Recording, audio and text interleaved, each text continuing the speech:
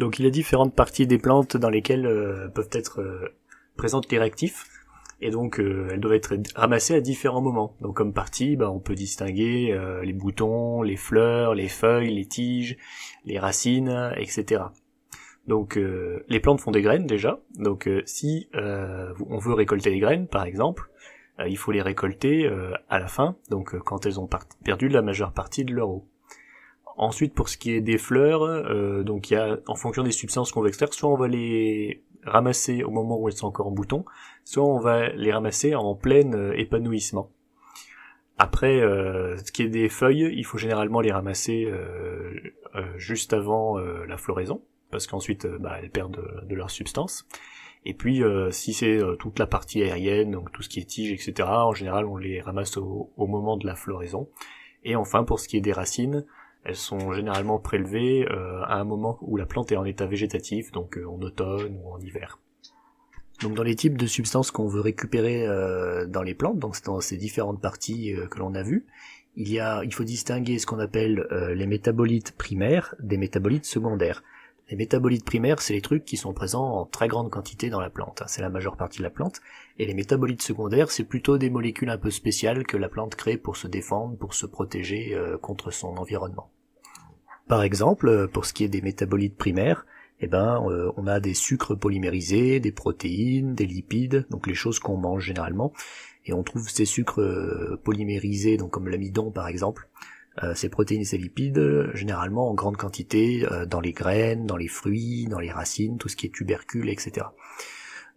Donc c'est là qu'on va récupérer des huiles, du saccharose, de l'amidon, et bien sûr tout ce qui est écorce, cellulose, tout ce qui nous sert à faire du papier, etc., qui sont aussi des polymères de sucre. Alors ces métabolites primaires, ils sont intéressants, c'est quand même ceux qu'on consomme le plus, mais ce qui m'intéresse le plus, dans ces vidéos, ça va être les métabolites secondaires. On passera rapidement sur les techniques d'extraction des métabolites primaires, mais on va surtout s'intéresser aux techniques d'extraction des métabolites secondaires, qui sont ceux qui ont les propriétés pharmacologiques les plus intéressantes. Donc les métabolites secondaires, donc on les a classés en différentes parties en fonction de la façon dont elles sont produites par la plante. Donc elles sont présentes en concentration moindre dans différentes parties de la plante. Donc d'abord, je vais vous parler de ce qu'on appelle les terpènes ou isopropanoïdes. Donc les terpènes ou isopropanoïdes, c'est ce qu'on trouve souvent dans les huiles essentielles. C'est des molécules qui sont hydrophobes, donc elles se mélangent pas trop avec l'eau, plutôt avec les graisses. On les trouve principalement dans tout ce qui est des inclusions huileuses, donc dans les tissus sécréteurs, donc dans les endroits où la plante, elle va sécréter des substances huileuses, c'est là qu'on va trouver le plus de terpènes. En fait, ces molécules de terpènes, elles sont produites en assemblant un peu une molécule de base, en les accrochant cette molécule de base plusieurs fois à différents endroits. Donc ces isoprènes, on va en assembler plusieurs, et ça nous donne une infinité, enfin pas une infinité, mais une très grande quantité de combinaisons possibles, ce qui permet à la plante, à partir de cette brique élémentaire, de construire beaucoup de molécules très différentes. En général, on va les classer en fonction du nombre d'isoprènes qui sont présents dans la molécule, pour dire qu'est-ce qu'il s'agit comme catégorie de terpènes. Plus on va avoir d'isoprènes assemblés, et plus on va aller vers une catégorie grosse. Par exemple, si on prend les terpènes les plus légers, donc ceux qui sont composés de 2 isoprènes assemblés, on les appelle les monoterpènes. Comme exemple de monoterpènes, je peux vous donner le géraniol dans la citronnelle, le menthol dans la menthe ou le limonèle dans les agrumes. Le cinéole de l'eucalyptus, le camphre du camphrier, etc. Ensuite, je peux vous parler des sesquiterpènes. Donc eux, c'est les molécules qui sont formées de 3 isoprènes. Donc dans cela, on peut trouver par exemple le farnésol qui tue les acariens, donc qui est présent dans la camomille, ou l'acide abscisique, etc. Ensuite, on a les diterpènes, donc qui sont composés de 4 isoprènes. Donc ceux-là, on va avoir la gibberelline, qui est une phytohormone qui accélère la croissance des plantes, le phytol de chlorophylle et la vitamine A. On les trouve dans les résines de comnifères. Après, je peux vous parler des triterpènes qui sont faits de 6 isoprènes, où là on va avoir la bêta-amyrine et la brassinostéroïde. qui sont des stérols. Donc on les trouve dans les cires, restigbarone, dans des campestérol, cholestérol, cytostérol, donc c'est tout des 6 isoprènes, donc des triterpènes. Après encore plus lourd, on a les tétraterpènes, donc qui sont formés de 8 isoprènes, où là on va avoir des caroténoïdes. Et puis ensuite, quand il y en a encore plus, on parle de polyterpènes, donc là ça devient des molécules de plus en plus grosses, et là on va trouver des latex, tels que les latex des euphorbes et des EVA, donc à partir duquel on fabrique le caoutchouc. Donc évidemment, tout ce qui est monoterpène, c'est skiterpène, donc ceux où il y a peu d'isoprène, c'est des molécules qui sont plutôt volatiles, légères, donc on va extraire facilement avec des procédés tels que ceux qu'on utilise pour extraire les huiles essentielles. Et ceux qui sont lourds, et ben là, on va utiliser d'autres procédés parce qu'on est face à des molécules qui sont beaucoup plus lourdes. Ensuite viennent la famille des molécules des phénylpropanoïdes. Donc les phénylpropanoïdes, eux, ils sont construits à partir d'un phénylalanine. Donc cette molécule, on les trouve généralement plutôt dans les parois des cellules de la plante.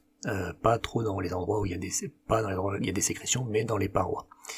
Ceux-là, on les distribue aussi en plusieurs catégories, en fonction de comment ces molécules ont été assemblées entre elles. On va avoir plus ou moins de cycles, de propriétés différentes. Par exemple, on a les acides phénoliques. Donc eux, ils sont souvent accrochés à un sucre ou estérifiés à un autre acide. Ils interviennent essentiellement pour la plante dans les interactions entre les plantes et les bactéries. Pour donner un exemple d'acide phénolique, on a l'acide salicylique qui est de l'aspirine en fait. Ensuite, on a ce qu'on appelle les flavonoïdes. Alors les acides phénoliques et les flavonoïdes ont des propriétés antioxydantes très importantes, donc ça c'est bon à savoir. Donc les flavonoïdes, eux, ce sont les molécules qui donnent leur couleur aux fleurs et aux fruits. Elles sont très antioxydantes, comme je l'ai déjà dit, donc elles se présentent un peu comme ça. Comme pour vous donner des exemples de couleurs, on a la chalcone, la flavonole qui sont jaunes, on a l'authocyanne qui est rouge, on a la delphinide qui est violet ou bleu. On peut aussi avoir dans les flavonoïdes des molécules qui ont du goût, du parfum, donc telles que le vanilline pour la vanille, le génol de la banane, le cinnamate de méthyle pour la fraise. Ils peuvent aussi former des tanins. Donc les tanins, c'est des molécules que les plantes sécrètent pour se défendre en fait, pour être moins digestes, pour que les animaux arrêtent de les manger. Donc ils donnent un goût astringent généralement aux plantes. On a aussi la naringine qui donne un goût amer. Et pareil, quand elles sont liées ces molécules à des sucres, elles vont avoir des tendances encore plus hydrophiles et elles vont avoir tendance à s'accumuler dans les vacuoles. Ensuite, à force d'en polymériser beaucoup, on peut obtenir donc des molécules qu'on va appeler les lignines. Donc les lignines, c'est des polymères de ce monomère que je vous mets en dessous. Donc ce sont des molécules qui sont complexes et qui s'accumulent dans les parois, comme j'ai dit, notamment dans les tiges, tout ce qui est tronc, etc.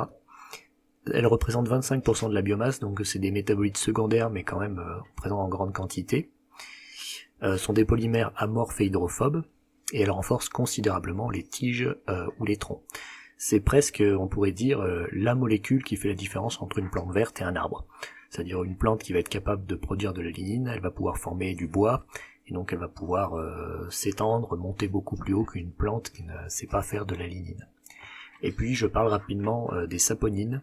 Donc ce sont des molécules qu'on appelle comme ça parce que ça ressemble un peu à du savon. Quand on les mélange avec de l'eau, ça fait des bulles. Donc elles se situent dans les zones qui sont généralement les plus sujettes aux attaques des insectes, des champignons, etc. Plutôt une molécule de défense ou de cicatrisation, je sais pas. Ensuite viennent la catégorie de molécules qui nous intéressent le plus.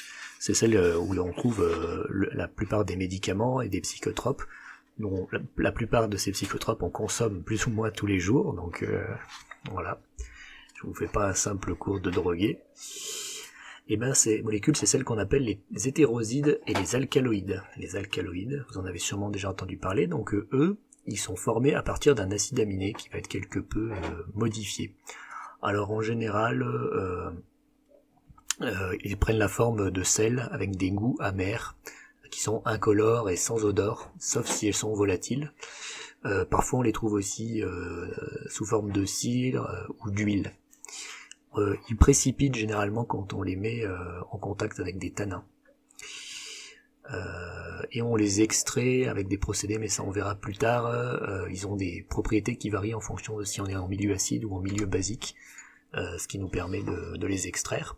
Elles représentent 1 à 3% du poids sec, et on les trouve partout dans la plante en fait, pas dans un endroit en particulier. Donc les hétérosides, ça c'est un peu la petite sous-famille qui va avec les alcaloïdes, donc qui est généralement hybridée à un sucre et à une autre molécule. Mais bon, plutôt parlant des alcaloïdes, dans les alcaloïdes on va trouver par exemple la morphine, la nicotine, la caféine, la théophyline. On les extrait par des solvants apolaires en milieu alcalin, donc pH basique, ou par des solvants polaires en milieu acide. Donc vous allez voir plus tard les procédés. Donc c'est vraiment les molécules qui ont le plus de potentiel pharmacologique. On les trouve dans les vacuoles, comme la plupart des produits toxiques qui sont dans les cellules des végétaux. Et enfin, je finis par une petite aparté rapide sur tout ce qui est les dérivés des acides gras. Donc là, on va avoir par exemple la cutine qui recouvre les feuilles, la subérine qui compose le liège et des cires. Il faut savoir que les plantes, au niveau de leur surface, sécrètent donc ces cires, ces espèces de graisses, pour se protéger, et quand on essaie de faire des extractions, notamment avec des solvants apolaires, ce sont des choses qu'on a de grandes chances de retrouver mélangées avec les molécules qu'on va récupérer, et donc on essaie généralement de s'en débarrasser.